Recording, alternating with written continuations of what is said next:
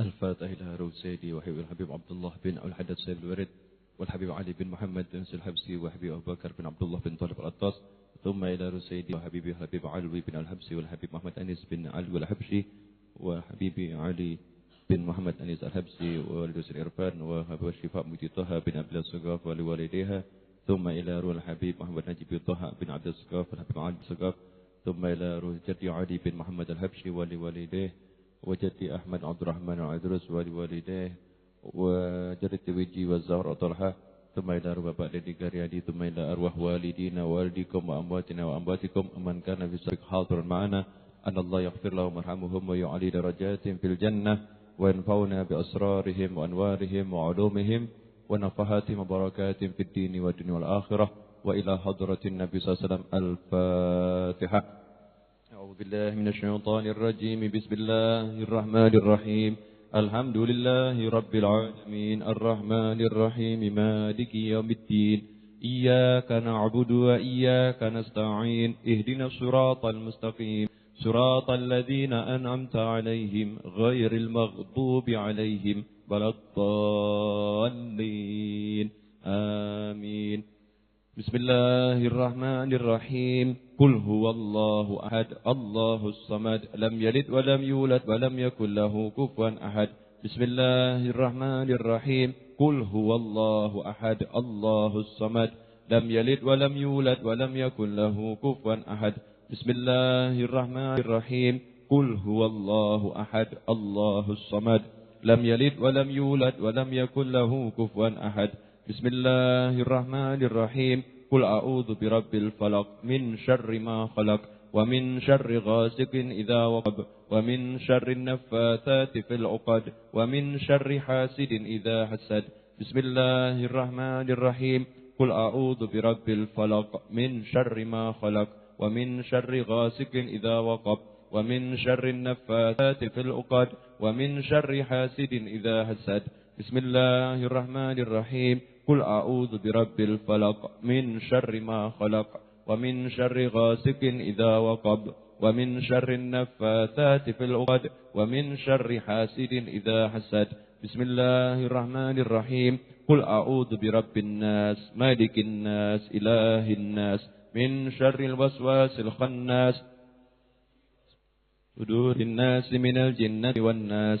بسم الله الرحمن الرحيم. قل أعوذ برب الناس مالك الناس إله الناس من شر الوسواس الخناس الذي يوسوس في صدور الناس من الجنة والناس. بسم الله الرحمن الرحيم. قل أعوذ برب الناس مالك الناس إله الناس من شر الوسواس الخناس الذي يوسوس في صدور الناس من الجنة والناس. ربي أعوذ بك من همزات الشياطين وأعوذ بك ربي أن يحضرون. ربي أعوذ بك من همزات الشياطين وأعوذ بك ربي أن يحضرون. ربي أعوذ بك من همزات الشياطين وأعوذ بك ربي أن يحضرون. أفحسبتم أنما خلقناكم عبثا وأنكم إلينا لا ترجعون.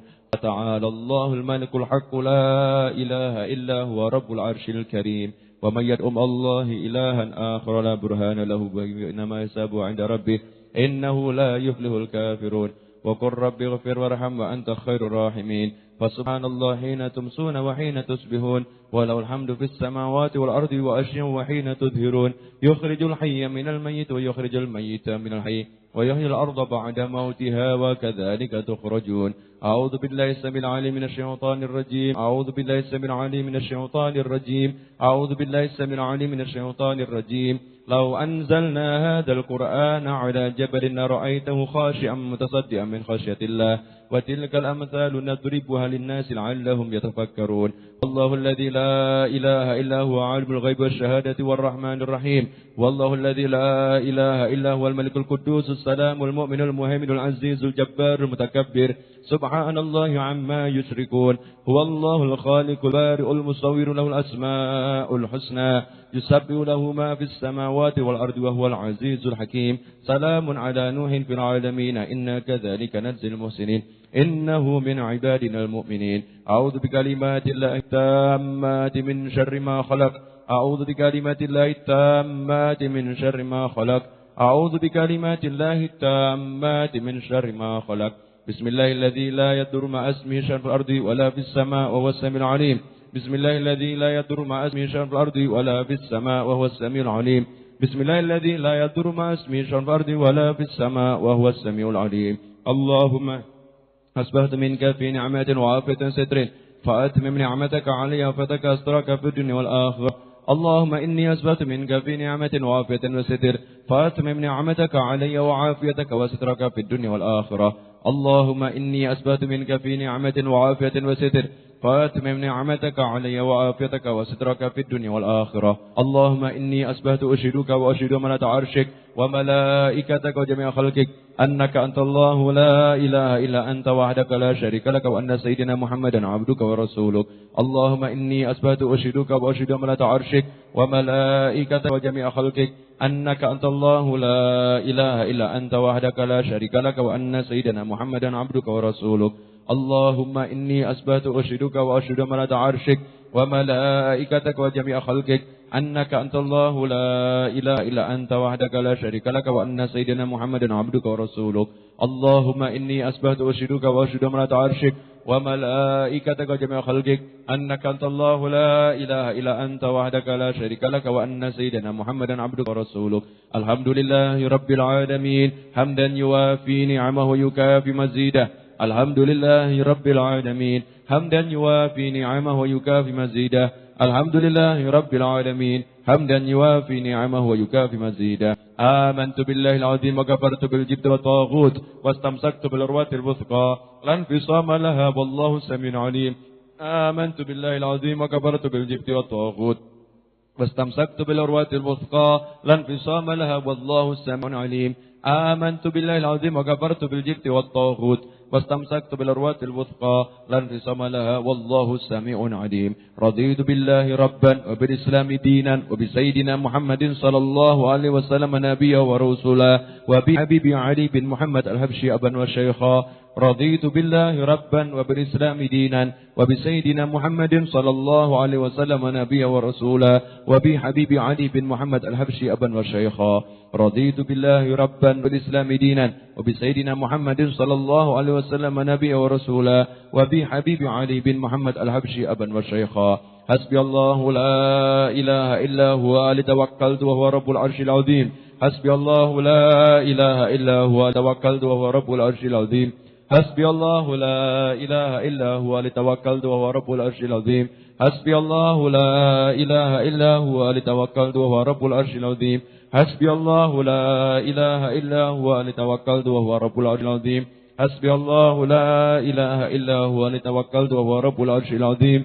حسبي الله لا إله إلا هو عليه توكلت وهو رب العرش العظيم اللهم صل على سيدنا محمد وآله وصحبه وسلم اللهم صل على سيدنا محمد اللهم صل على سيدنا محمد وآله وصحبه وسلم اللهم صل على سيدنا محمد وآله وصحبه وسلم اللهم صل على سيدنا محمد وآله وصحبه وسلم اللهم صل على سيدنا محمد وآله وصحبه وسلم اللهم صل على سيدنا محمد وآله وصحبه وسلم اللهم صل على سيدنا محمد وآله وصحبه وسلم اللهم صل على سيدنا محمد وآله وصحبه وسلم اللهم صل على سيدنا محمد وآله وصحبه وسلم اللهم إني أسألك من فجاءة الخير وأعوذ بك من فجاءة الشر اللهم أنت ربي لا إله إلا أنت خلقتني وأنا عبدك وأنا على عهدك ووعدك ما استطعت أعوذ بك من شر ما صنعت أبو لك بنعمتك علي وأبو بذنبي فاغفر لي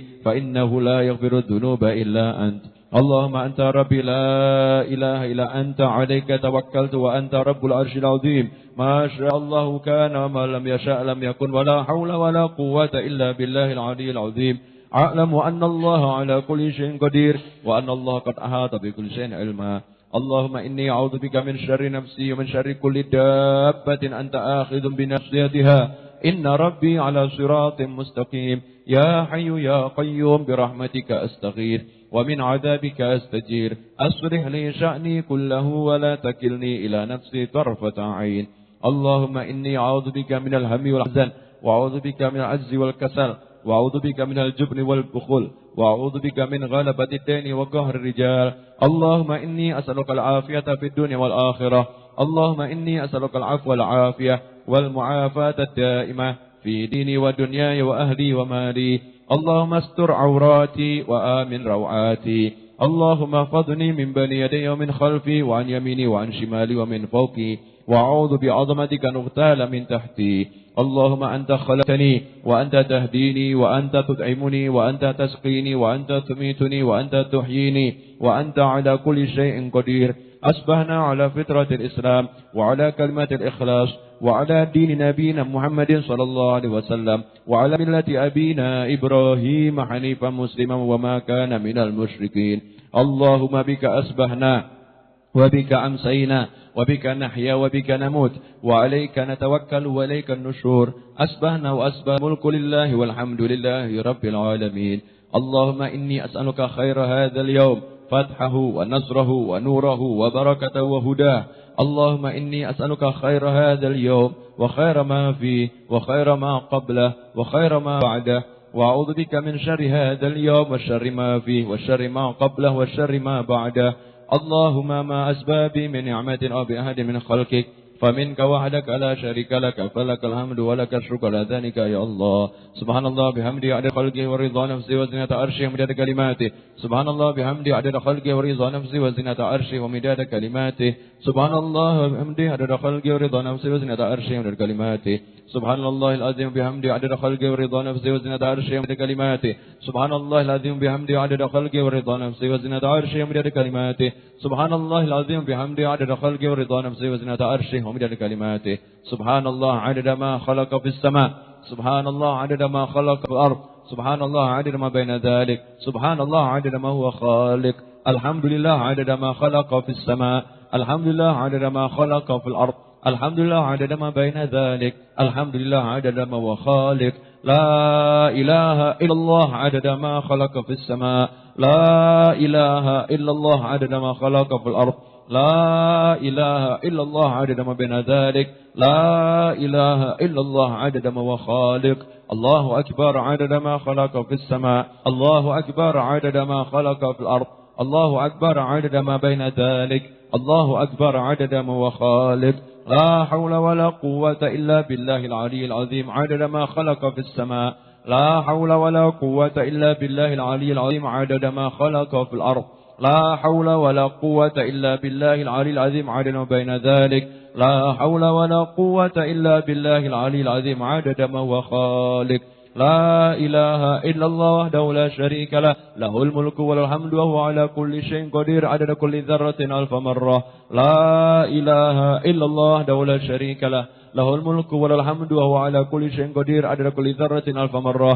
لا إله إلا الله وحده لا شريك له، له الملك والحمد وهو على كل شيء قدير عدد كل ذرة ألف مرة. اللهم صل وسلم على سيدنا محمد وعلى آل سيدنا محمد مفتاح باب رحمة الله عدد ما في علم الله، صلاة وسلاما دائمين بدوام ملك الله عدد كل ذرة ألف مرة. اللهم صل وسلم على سيدنا محمد وعلى آل سيدنا محمد مفتاح باب رحمة الله عدد ما في علم الله، صلاة وسلاما دائمين بدوام ملك الله عدد كل ذرة ألف مرة. اللهم صل وسلم على سيدنا محمد وعلى آل سيدنا محمد مفتاح باب رحمة الله عدد ما في علم الله، صلاة وسلاما دائمين بدوام ملك الله عدد كل ذرة ألف مرة. الحمد لله رب العالمين.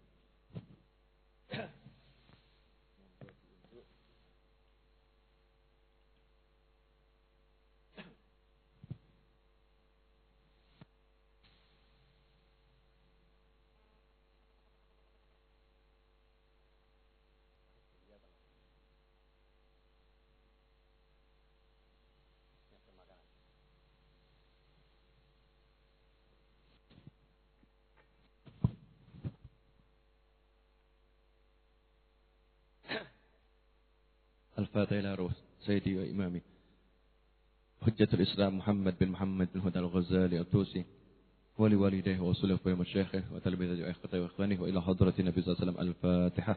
أعوذ بالله من الشيطان الرجيم. بسم الله الرحمن الرحيم. الحمد لله رب العالمين الرحمن الرحيم مالك يوم الدين إياك نعبد وإياك نستعين اهدنا الصراط المستقيم صراط الذين أنعمت عليهم غير المغضوب عليهم ولا الضالين آمين. بسم الله الرحمن الرحيم.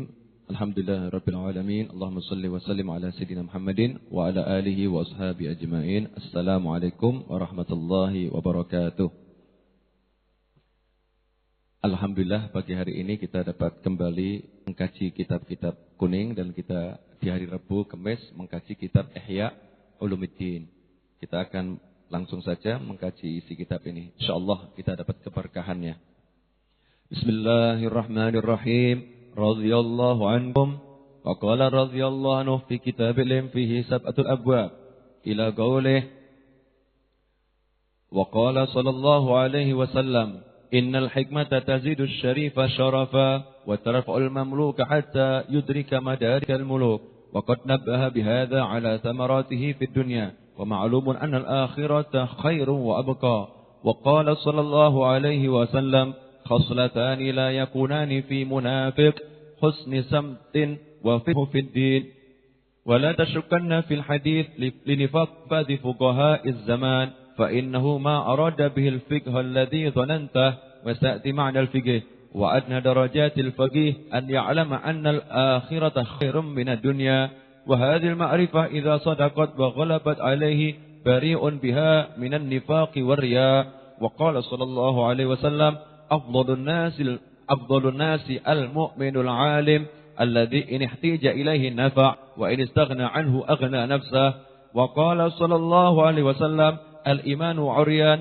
ولباسه التقوى وزينته الحياء وثمرته العلم وقال صلى الله عليه وسلم أقرب الناس من درجة النبوة أهل العلم والجهاد أما أهل العلم فدلوا الناس على ما جاءت به الرسل وأما أهل الجهاد فجاهدوا بأسيافهم على ما جاءت به الرسل وقال صلى الله عليه وسلم لموت قبيلة أيسر من موت عالم وقال صلى الله عليه وسلم وقال عليه الصلاة والسلام الناس معادن كمعادن الذهب والفضة فخيارهم في الجاهلية خيارهم في الإسلام إذا فاقه وقال صلى الله عليه وسلم يوزن يوم القيامة مداد العلماء بدم الشهداء وقال صلى الله عليه وسلم من حفظ على أمتي 40 حديثا من السنة حتى يؤديها إليهم كنت له شافئا وشهيدا يوم القيامة وقال صلى الله عليه وسلم من حمل من أمتي 40 حديثا لاقي الله عز وجل يوم القيامة فقيها عالما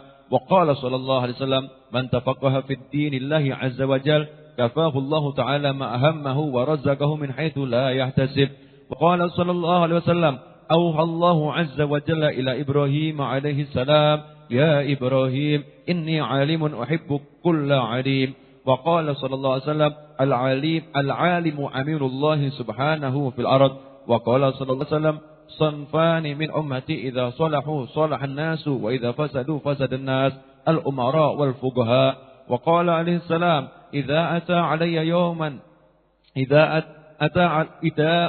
علي يوم لا أزداد فيه علما يقربني إلى الله عز وجل فلا بورك لي في طلوع شمس ذلك اليوم وقال صلى الله عليه وسلم في تفضيل العلم على العبادة والشهادة فضل العالم على العابد كفضلي على أدنى رجل من أصحابي فانظر كيف جعل العلم مقارنا لدرجة النبوة وكيف حق رتبة العمل المجرد عن العلم وإن كان العابد لا يخلو عن علم العبادة التي يواظب عليها ولولاه لم تكن عبادة إلى آخر ما قال رضي الله عنه.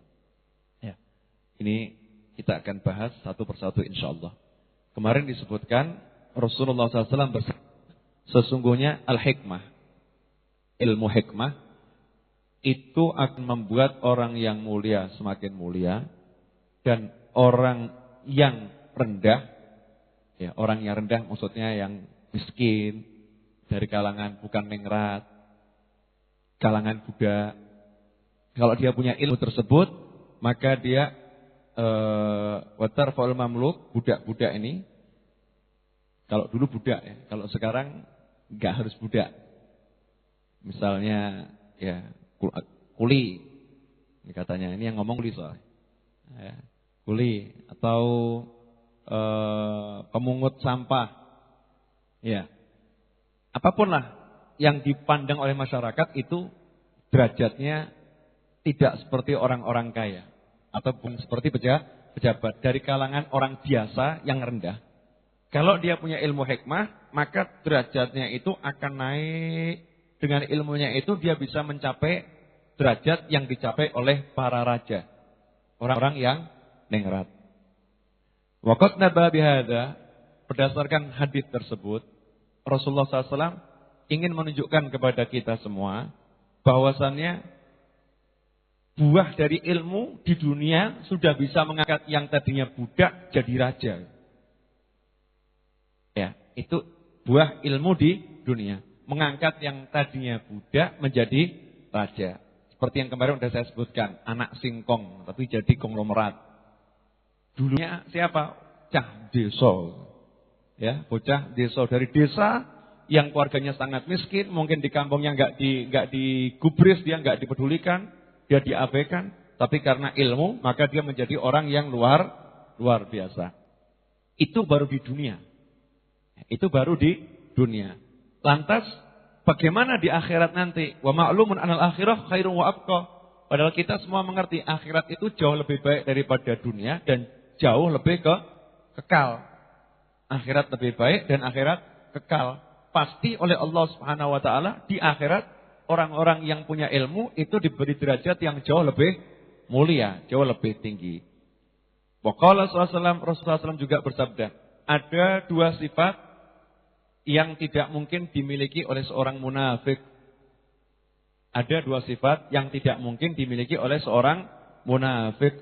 Yang pertama husnul samtin. Perjalanan hidupnya bagus. Ya, perjalanan hidupnya bagus. Kemudian yang kedua, wa fiqhun fid din. Punya pemahaman yang bagus dalam agama. Fikih. Tapi fikih di sini bukan ilmu fikih seperti yang dikenal orang sekarang. Kata Imam Ghazali, jangan kamu setelah mendengar hadis ini, kamu jangan ragu. Ya, jangan ragu. Kan hadisnya bilang, tidak mungkin orang munafik punya dua sifat ini. Pemahaman agama dan perjalanan hidup yang bagus. Nah, ini kok banyak orang-orang yang punya pemahaman agama, tapi kok ternyata dia itu munafik. Ini berarti hadisnya nggak benar. Jangan sampai seperti itu. Hadisnya benar. Tapi yang dimaksud pemahaman agama atau faqih, orang punya ilmu fikih, yang dimaksud bukan ilmu fikih atau paham agama seperti yang dikenal oleh masyarakat secara umum. Bukan seperti itu. Nanti akan saya jelaskan, kata Imam Ghazali, apa yang dimaksud paham agama atau fikih tersebut. Imam Ghazali ngasih bocoran sedikit. Bocoran sedikit tentang ilmu fikih yang dimaksud ya. Beliau mengatakan, wa adna darajatil faqih, derajat yang paling rendah dari orang yang punya ilmu fikih atau biasa disebut faqih, derajat yang paling rendah, ya'lamu, dia bisa mengerti kalau akhirat itu lebih baik daripada dunia. Mengerti di sini bukan sekedar mengerti, sadar, paham, akhirat lebih baik daripada dunia. Artinya, gak mungkin dengan ilmunya itu dia mengejar dunia. Berarti kalau ada orang yang tampaknya alim, tapi dia menjual ilmunya untuk dapat dunia, berarti bukan faqih. Kenapa Imam Ghazali menekankan ini?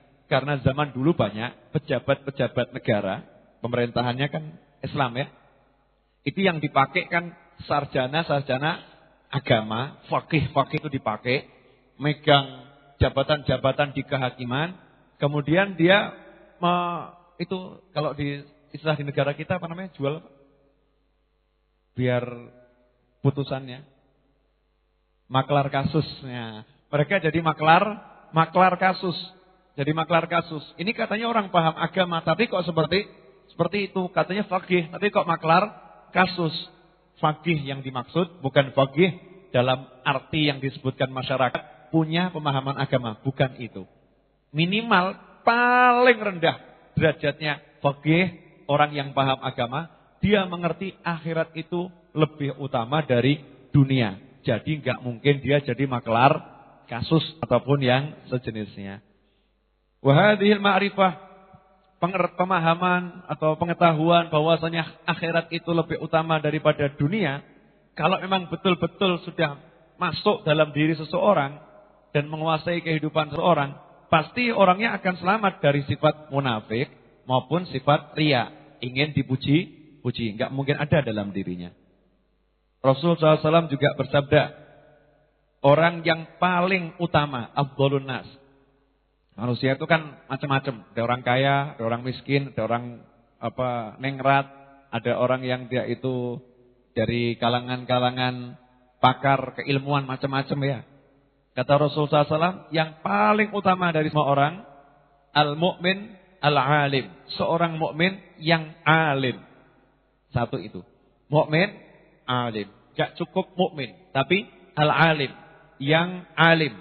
Alim di situ dia paham ilmu-ilmu yang bisa menjauhkan dia dari neraka, yang bisa mendekatkan dia kepada surga. Terutamanya adalah ilmu yang wajib, fardu ain yang harus dia ketahui, dan ilmu yang menjelaskan hal-hal yang haram. Dan ilmu tentang hati. Termasuk yang haram di hati ini kan banyak. Kibir, ujub, sum'ah, riya, dan lain sebagainya. Dia alim, dia paham betul. Mukmin alim yang jika dia dibutuhkan, dia bisa memberikan manfaat. Dibutuhkan, bisa memberikan manfaat. Wa idza, kalau ternyata dia itu tidak dibutuhkan, masyarakat enggak butuh gitu ya, dijauhi masyarakat dan lain sebagainya, aghna nafsah, dia bisa mencukupi dirinya sendiri.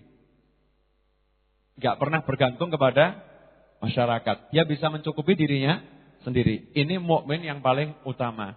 Lagi-lagi Rasul SAW menyebutkan sifat manusia yang utama adalah dia yang beriman dan punya ilmu. Kemudian di hadis yang lain Rasul SAW bersabda, keimanan itu telanjang. Jadi ada orang mukmin